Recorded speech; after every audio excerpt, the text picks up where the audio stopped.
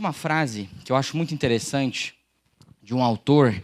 Ele escreve sobre igreja, um livro chamado Igreja, Forma e Essência. Esse pastor, ele atuou lá na década de 70 nos Estados Unidos, e nesse livro chamado Igreja, Forma e Essência, ele traz um princípio, uma observação dele, que eu acho muito interessante e envolve família. Ele diz que é impossível renovar a igreja sem renovar famílias, cônjuges e indivíduos cristãos. Por outro lado, não é possível renovar indivíduos cristãos sem renovar cônjuges, famílias e a igreja. Eu acho muito interessante, porque a observação dele, ela percebe um princípio de interdependência entre os nossos círculos sociais, né? Quem nós somos e a transformação que precisa acontecer em nossas vidas depende diretamente de todos os outros círculos onde nós vivemos. Não existe uma igreja transformada e uma igreja saudável a menos que existam famílias saudáveis. E não vão existir famílias saudáveis a menos que existam casamentos saudáveis. E não vão ter nenhum casamento, não vai ter nenhum casamento saudável, a menos que nós não sejamos pessoas saudáveis, né? Sejamos indivíduos saudáveis.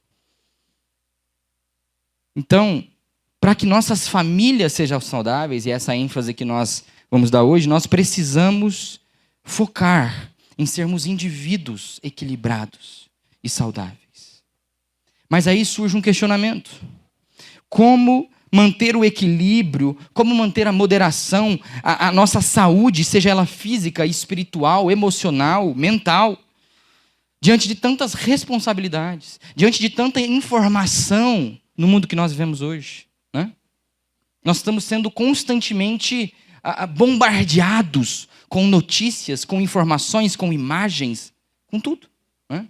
Com responsabilidades, tarefas que nós vamos criando para preencher o nosso dia, né? E que criam para nós também. Como que nós vamos conseguir manter o equilíbrio e saúde como indivíduos se a nossa vida é tão atarefada? Como equilibrar o trabalho com estudos, com o carro, com a casa, com a esposa, com o esposo, com os filhos, com as finanças, com os amigos, com o lazer, com o futebol, com as compras, com o passeio?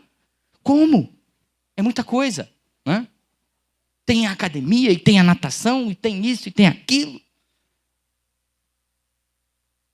Existem muitas responsabilidades e compromissos que nós devemos lidar diariamente.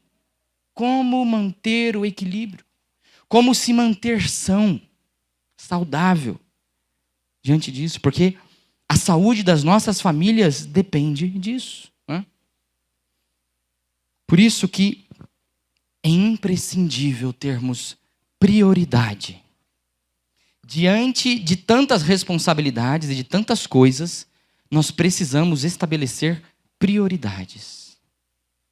Queria que você pensasse que a sua família, ela não será saudável, a menos que você entenda a importância de ter prioridades e respeitar essas prioridades. Sua família não vai ser saudável. Não basta ter, não basta estabelecer, é preciso respeitar. É preciso, de maneira intencional, colocar uma lista de coisas das mais importantes para as menos importantes e respeitar essa lista, né? Por isso que hoje eu queria trazer para nós algumas prioridades. Quais devem ser as nossas prioridades? Quais devem ser as suas prioridades? E eu queria trabalhar da menos importante para a mais importante. Todas são importantes, né? Mas nós precisamos manter a ordem dessas coisas. Qual que é o último lugar? O último lugar que eu queria trazer para você, para a gente aqui, é o trabalho. O trabalho, eu acho que todo mundo aqui concorda que o trabalho, sem dúvida, é uma prioridade, né? É uma prioridade para nós, o nosso trabalho. Todos vão concordar que trabalho é, sim, uma coisa muito importante. E deve ser, sim, uma prioridade nas nossas vidas. Porque é do trabalho que nós tiramos o nosso sustento, é do trabalho que nós sustentamos nossa casa, os filhos, né? As pessoas que dependem de nós.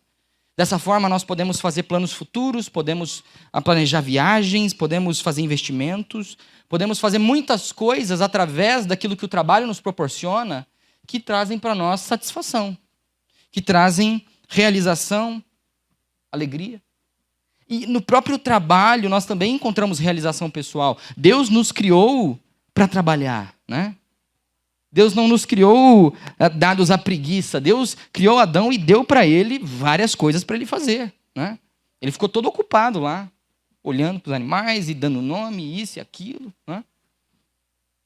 Nós fomos feitos para trabalhar e nós temos satisfação e realização pessoal em realizar um trabalho, né?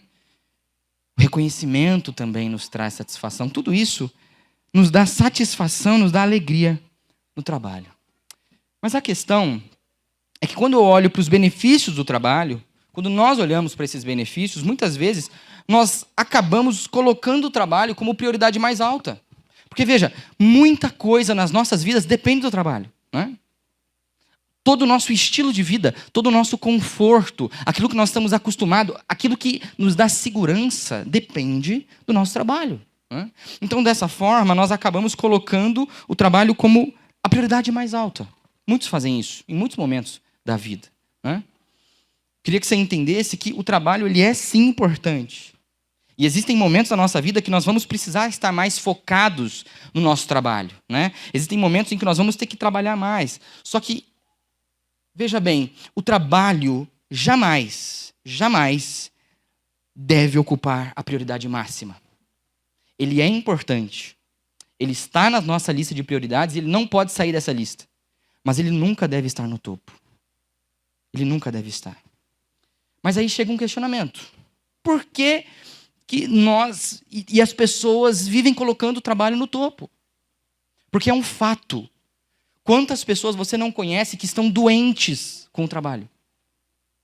Existem os viciados no trabalho, chamados de workaholics, né? Como se fosse um alcoólatra do trabalho. Ele é viciado no trabalho. Pessoas que até desenvolvem doenças emocionais e psicológicas, até físicas muitas vezes, por causa do excesso de trabalho. Como, por exemplo, o burnout, o esgotamento, né? Síndrome do esgotamento. A pessoa surta. Ou então, quando as pessoas desenvolvem depressão, ansiedade, tudo isso por causa de excesso de trabalho. Se existem tantos malefícios, por que nós ainda assim colocamos tanta prioridade e importância no trabalho? Além do que é devido, né? Por quê?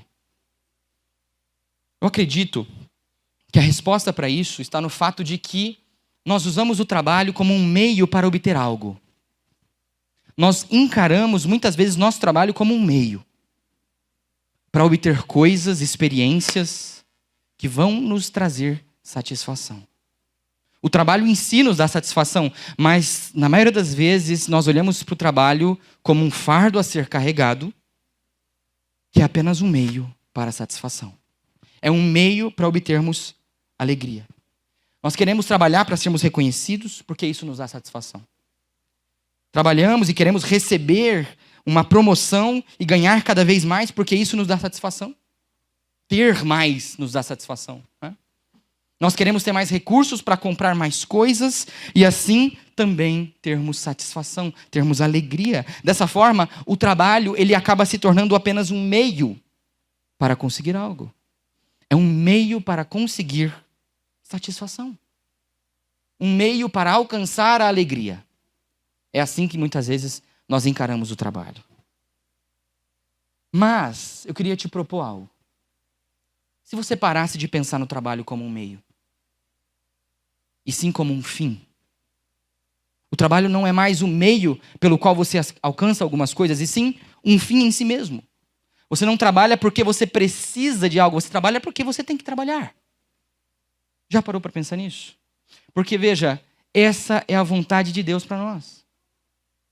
Paulo, lá na carta aos Efésios, ele vai dizer para os servos, empregados, né, das casas lá daquela época, ele diz lá no capítulo 6, versículos 7 e 8, sirvam de boa vontade, como se estivessem trabalhando para o Senhor e não para pessoas, sabendo que cada um, se fizer alguma coisa boa, receberá isso outra vez do Senhor, seja servo ou seja livre.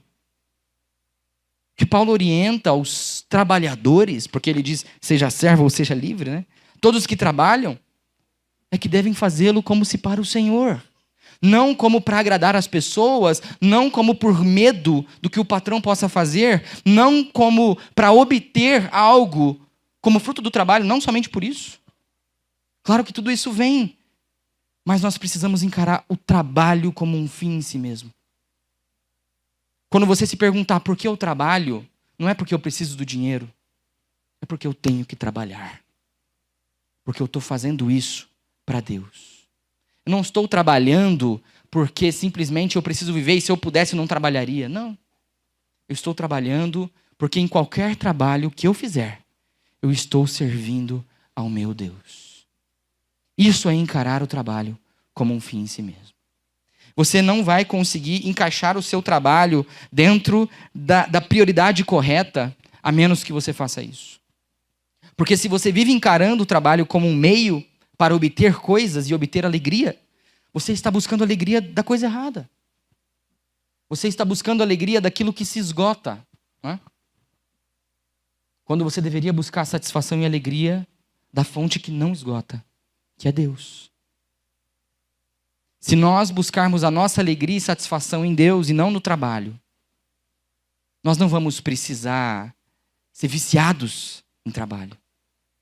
Porque nós vamos trabalhar como se fosse para Deus. E a alegria não vai vir dos bens, das coisas, das pessoas. A alegria vai vir do Deus a quem eu sirvo. Então, se você quer ter uma família saudável, você precisa entender que o seu trabalho, ele precisa estar na base, não no topo. Ele é uma prioridade, mas ele está na base. Uma outra prioridade importante é a igreja. A igreja, ela deve sim ser uma prioridade nas nossas vidas e quero ressaltar que a igreja deve vir sim na frente do seu trabalho. Por quê? Porque enquanto o teu trabalho te consome, a igreja te alimenta. Enquanto o trabalho te esgota, a igreja te preenche. O trabalho, ele quer o seu tempo, os seus esforços, a sua energia, em troca de sustento. Mas você fica lá, com dinheiro, esgotado. Né? Emocionalmente, psicologicamente, fisicamente. Mas em Deus e na vida, em comunhão com o seu povo, na vida congregacional, nós somos saciados, nós somos alimentados espiritualmente. Nós podemos ter aquilo que é força para o corpo todo. Né? Por isso que a igreja ela precisa sim vir na frente do trabalho. Queria mencionar para você um texto que está lá em Hebreus, capítulo 10, que o autor nos fala. Ele diz assim, não deixemos de nos congregar, como é costume de alguns. Pelo contrário, façamos admoestações ainda mais agora, que vocês veem que o dia se aproxima. Né? Desde lá atrás, 2000 anos atrás, as pessoas já pensavam que igreja talvez não fosse tão importante, que a vida em igreja talvez fosse dispensável. Quanto mais nós, que passamos recentemente por uma pandemia e pudemos ver toda uma migração para o mundo online, né? Tudo virando online. Nossa igreja surgiu do meio online, né? Mas nós sabemos que é muito importante essa comunhão presencial. Até as grandes empresas estão vendo isso, né? Recentemente eu estava ouvindo um podcast de negócios e eles explicando que as grandes empresas elas estão percebendo que não vale a pena você ter só os funcionários em casa. Não está mais tão produtivo. E algumas até nesse cenário híbrido também estão vendo que não vale a pena. Não funciona. A melhor alternativa quando se pode trabalhar de casa é que trabalhe-se de casa por um longo período e aí o time todo vem por 1 ou 2 semanas e trabalha junto. Porque isso faz bem. Existem coisas que surgem da conversa pessoal. Eles mencionam no podcast que até Existem grandes ideias que surgem tomando um copo d'água, né? Mesmo nós que viemos e saímos de uma pandemia, nós não podemos jamais deixar de nos congregar. Na igreja é onde nós encontramos orientação para a vida toda. A igreja, ela olha para a palavra de Deus e ela te ajuda a entender a palavra de Deus. Você deve ler, você deve buscar, mas aqui na igreja você vai ser edificado. Edificado pela palavra, edificado pela oração, pelos louvores, né? Na igreja nós nos reunimos com pessoas que partilham da mesma fé que a gente e que passam pelas mesmas dificuldades e lutas que a gente passa, né? Na igreja nós somos usados e moldados por Deus para fazer a obra dele aqui na terra. Na igreja nós somos mutuamente encorajados e consolados em qualquer situação da vida, seja nos momentos tristes ou nos momentos felizes, né? A igreja é muito importante e ela deve ser uma prioridade. Por isso, não troque a igreja tão facilmente. Não deixe de vir à igreja por qualquer coisa. Às vezes parece que nós precisamos só de um empurrãozinho para não vir, né? Precisamos somente de um pequeno compromisso que vai agir como um mísero empurrão para que a gente não venha. Ai, não vai dar. Bati o mindinho na quina do móvel e está doendo. Não vou conseguir prestar atenção em nada, né? Olha que desculpa. Se a igreja é tão importante, que coloquemos ela como prioridade. Não permita que a sua vida congregacional e sua presença e participação na igreja seja apenas um hobby para você. Como é a academia, né? Quem é mais rato de academia talvez fique ofendido porque tratam como prioridade. Eu estou tentando, não estou conseguindo. Mas não trate a igreja como um hobby, como um lazer. A igreja é tão importante e mais do que o seu trabalho. Se amanhã você vai acordar cedo e vai para o seu trabalho, que aos domingos você venha à igreja. E às quintas você participe da pausa. E que você participe das outras programações da igreja. E encontre uma classe no Life Educa para participar. E faça de tudo para ter a igreja como prioridade. Porque ela é muito importante para a sua vida. Se você quer ter uma família saudável, você precisa encaixar a igreja na sua lista de prioridades. Em seguida, uma outra prioridade muito importante são os filhos. Os filhos são uma grande responsabilidade, têm uma grande importância na vida de todo pai e toda mãe, né? Filho muda tudo, não muda? Eu sei, mudou para mim. Mas é uma maravilha. Filho é uma grande bênção, não é? Logo que meu filho nasceu, eu estava falando para todo mundo, você quer ter filho mesmo? Tem certeza? Mas aí o tempo vai passando e você vê, é uma bênção. Você esquece tudo que é ruim, né? Todas as madrugadas, você esquece tudo. Porque filhos são uma grande bênção de Deus. A gente lembra do texto, de um salmo escrito por Salomão, o Salmo 127, que vai dizer que herança do Senhor são os filhos, o fruto do ventre seu galardão, como flechas na mão do guerreiro, assim são os filhos da sua mocidade.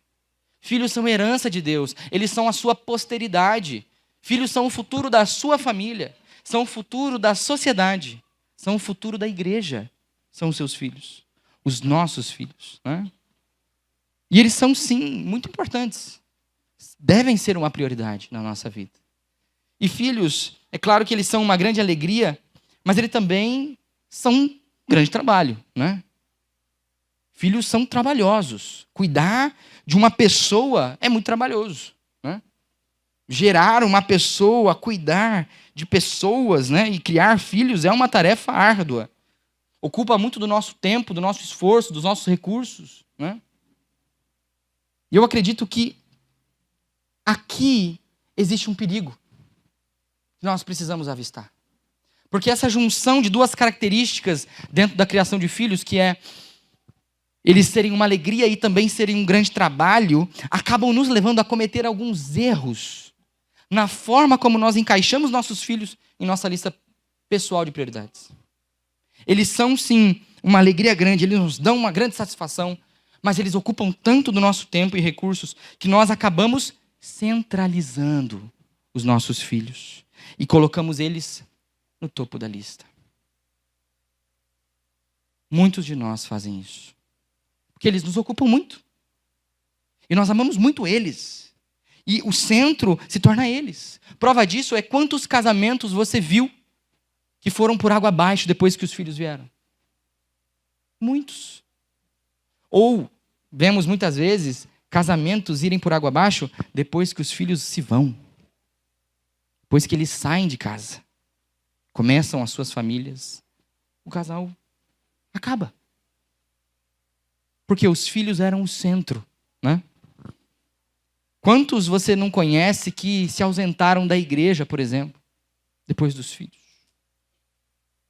Muito menos participantes, às vezes deixam até de ir e vão voltar para a igreja só depois, quando o filho começar a dar problema. Existem muitas histórias desse jeito. Muitas e muitas histórias assim. E esse erro pode prejudicar demais a criação dos nossos filhos e prejudicar o futuro deles. Queria mencionar para você algo que eu aprendi antes do meu filho nascer, com um livro sobre o sono do bebê. Porque isso é muito importante para todo pai e toda mãe, né? Porque se o bebê dorme, você dorme. É um livro escrito pelo Gary Ezzo e Robert Buckman. E existe um ensinamento que eu achei muito interessante, um princípio muito interessante nesse livro, que está... Não está em nenhum lugar, mas eu vou mencionar aqui, porque eu tenho um trecho maior que eu vou ler, e aqui tem só uma pequena parte. Ele diz assim, um pouco antes, a maior influência que os pais exercem sobre os filhos não está em seu papel como indivíduos. Ou seja, a influência que os pais têm sobre o filho não é se é não é se é um bom pai ou uma boa mãe, simplesmente. Mas em sua função conjunta de marido e mulher. Essa verdade básica é muitas vezes esquecida, resultando numa sociedade obsessivamente centrada nos filhos. Aí eles dizem assim, como profissionais, um é um pastor e teólogo, o outro é um médico, pediatra, diz assim, como profissionais, nunca é demais ressaltar a necessidade de um relacionamento saudável entre marido e mulher para o bem-estar emocional dos filhos. Percebe? Veja a correlação que existe entre um casamento saudável e filhos emocionalmente estáveis. Filhos saudáveis e equilibrados. Filhos bem criados. Às vezes nós pensamos que para o filho ser bem criado, para que ele seja uma pessoa de sucesso, que vai dar certo e vai ser uma flecha, como diz o salmista Salomão, uma flecha na mão do guerreiro e vai longe. Nós precisamos centralizar e manter os olhos neles e colocá-los no topo, mas a realidade é que é mais importante para os seus filhos que o seu casamento esteja estável. Os filhos ficam seguros com isso, sabia? Eles ficam seguros quando eles veem um pai que ama a mãe. Eles ficam seguros quando eles veem que o lar é estável. Quando eles não crescem no meio de brigas. Quando eles crescem numa família que começou com um casamento saudável. Isso você pode perceber desde o início. Você consegue perceber crianças retraídas, crianças pequenas de 1 ano, retraídas. Por quê? Porque existe muita violência verbal, muita gritaria, muita bagunça, falta de organização. Tudo reflexo de um casamento não saudável. Né? Você precisa, pelo futuro dos seus filhos, estabelecer prioridades, manter.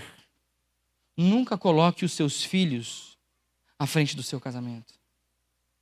Nunca coloque os seus filhos abaixo da igreja ou do trabalho. Eles têm um lugar certo. E eles precisam estar nesse lugar certo, pelo bem deles. Então, pelo bem dos seus filhos, não permita que eles assumam prioridade máxima. E não permita que eles não sejam sua prioridade. Eles precisam ser no lugar certo. Uma outra prioridade, eu já cantei a bola aqui, é o casamento. O casamento é uma outra prioridade que nós devemos ter. Eu diria que é a segunda maior prioridade. O nosso casamento. E nós falamos recentemente, como estamos falando sobre famílias nesse mês, famílias saudáveis, nós falamos sobre funções no casamento, né? Funções estabelecidas, o papel do homem e da mulher, dos filhos. E eu queria só relembrar aquilo que Paulo fala em Efésios 5. Lá nos versículos 22 e 25, quando ele diz para as esposas que cada uma de vocês se sujeite ao seu próprio marido, como ao Senhor. E diz para os maridos, cada um ame vocês a sua esposa, como também Cristo amou a igreja e se entregou por ela. Né? Então é muito clara a orientação de Paulo. O marido tem que amar a esposa, entregar a sua vida por ela, abrir mão de sua vida por ela, como Cristo fez pela igreja. Olha aqui, né? Comparação complicadíssima. O marido tem que amar como Cristo amou a igreja. Abriu mão de sua vida, entregou sua própria vida por amor à igreja. Nós estamos complicados. E para as mulheres, a esposa deve estar sujeita ao marido como auxiliadora, né? Ao lado do marido, respeitando o papel e a responsabilidade que Deus deu a ele. Isso tudo é maravilhoso. É lindo. Mas nós deixamos de lado. Isso é lindo, é perfeito. Quando você começa a estudar sobre isso, você vê funções claras. A mulher, ela precisa respeitar o marido tem que amar a mulher, eles dependem um do outro. É maravilhoso. Mas nós deixamos de lado, né? Parece que muitas vezes nós não temos o nosso casamento como uma prioridade, sim como um fardo. Essa é a minha impressão. É assim que eu vejo o casamento ser tratado nos círculos em que eu percorro, né? Sempre é um fardo. O casamento é um fardo. Nós estamos encarcerados no casamento. Não só os homens, mulheres também. Porque eu trabalho com mulheres na confecção. E eu ouço muita coisa. E elas também tratam como se fosse uma prisão, né? O casamento. É como se nós fôssemos reféns, nós estamos à mercê da carga pesada do casamento, das altas responsabilidades e demandas que essa vida a dois tem, né? As tarefas domésticas, o relacionamento, o diálogo, a compreensão, as expectativas e etc. E às vezes permitimos que a rotina torne o nosso relacionamento conjugal como se fosse ou uma amizade ou uma guerra. Isso acontece demais. O tempo passa, as coisas vêm, os filhos vêm, tudo vai acontecendo entre uma rotina pesada e aí o casamento vira uma amizade. Quem vê de fora acha lindo. Olha como eles são companheiros. Só que essa amizade, ela não é um casamento. Todo marido e mulher tem que ser amigos. Mas se o casamento vira só uma amizade e deixa de ser um casamento, ele é só uma amizade. O casamento foi embora, né? Ou às vezes vira uma guerra. Temos o cônjuge como se fosse nosso inimigo. E tudo é culpa dele. Aí o casamento está indo por água abaixo. Precisa falar com o pastor Lazarinho. Urgente. O cara é bom. Isso tudo é porque nós às vezes encaramos o casamento como se fosse um fardo. E ele não foi criado para ser um fardo, né?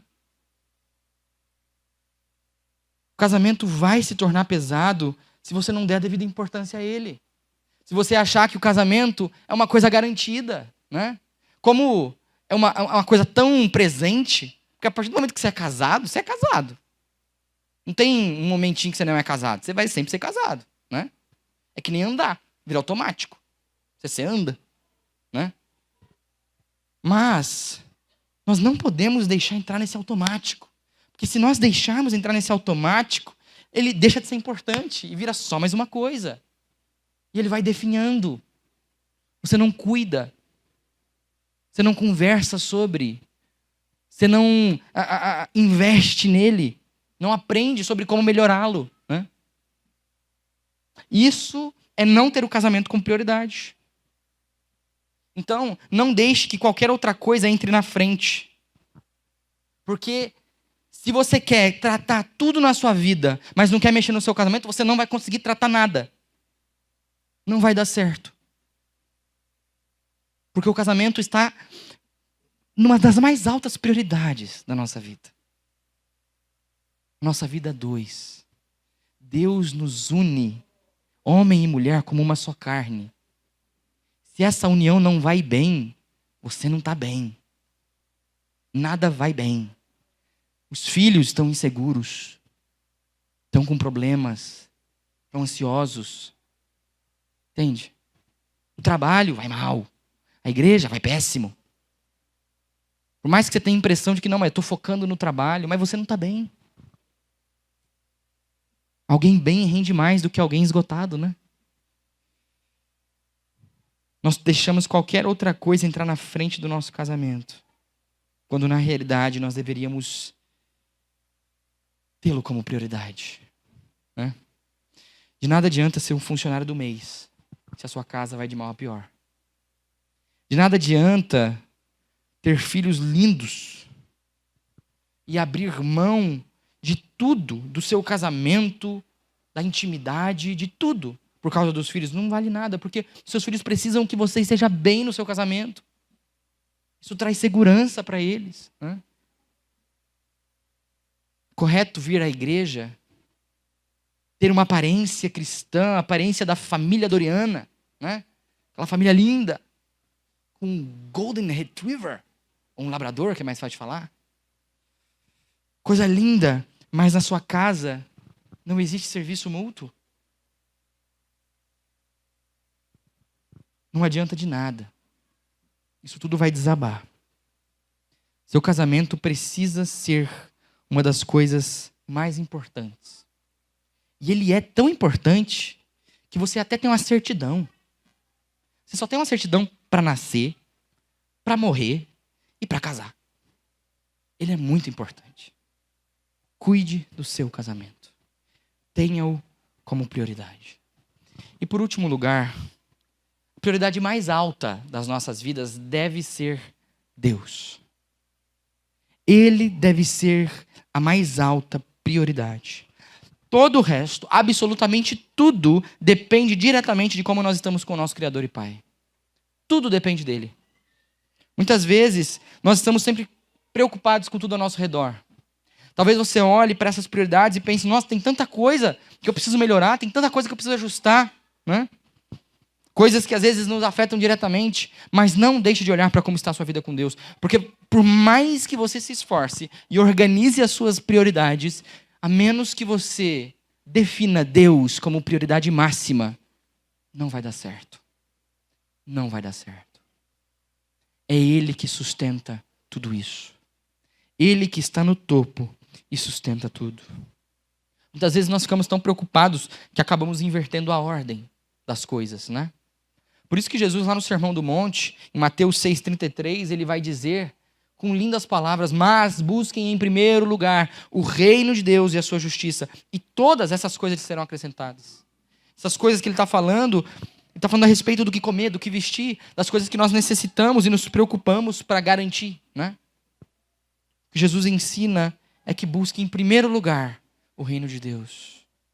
Busque em primeiro lugar uma vida justa e reta com o Senhor, né? Jesus está ensinando sobre prioridade para os seus discípulos e seguidores e para nós. Isso é muito semelhante com aquilo que Jesus fala quando ele é questionado sobre qual é o maior mandamento.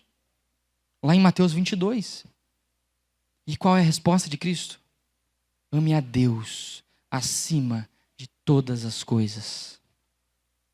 Uma vida com Deus é uma vida de prioridade. Não é uma escolha.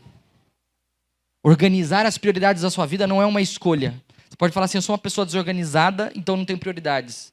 Não é uma escolha.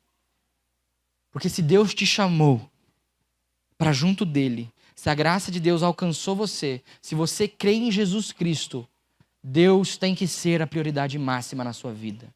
Você tem que ter prioridades. Você tem que ter. E Deus tem que estar no topo. Ele precisa estar no topo dessa lista. É muito necessário que ele esteja no topo. Nós precisamos definir, estabelecer essas prioridades e respeitar. Justamente por causa do que nós vimos aqui no começo. Por causa do princípio de interdependência. Essas coisas, elas estão interligadas. Todas essas áreas da nossa vida, elas estão interligadas. As coisas no trabalho dependem de como as coisas andam em casa, assim como as da igreja. O ambiente da sua casa depende de como está o seu relacionamento com a sua esposa ou com o seu marido. Da mesma forma, o seu relacionamento conjugal, o seu casamento, depende de como vai a sua vida com Deus. De como está o seu coração. Tudo isso está diretamente interligado. Por isso, se você quer ter uma família saudável, ser uma pessoa saudável, você precisa estabelecer prioridades na sua vida. Para ontem. Para ontem. Pode definir, abre um bloco de notas, pega um papel, um arquivo no Word, escreve quais devem ser as suas prioridades. Na sua vida pode ter mais coisas, mas nunca inverta essa ordem. Nunca inverta. Você pode encher de mais um monte de coisa para baixo, mas não inverta. Se você quer ser saudável, estabeleça prioridades na sua vida. E também volte o seu olhar para essa prioridade regularmente. Porque é isso que vai ser respeitar as prioridades. Não adianta nada você definir e se esquecer. É claro que na vida existem momentos em que a gente precisa socorrer algumas áreas. Mas estabeleça as prioridades e olhe regularmente. Porque você vai poder avaliar se o seu tempo e seus esforços têm sido gastos corretamente, conforme as prioridades que você estabeleceu. A saúde da sua família e a sua saúde dependem disso. Amém?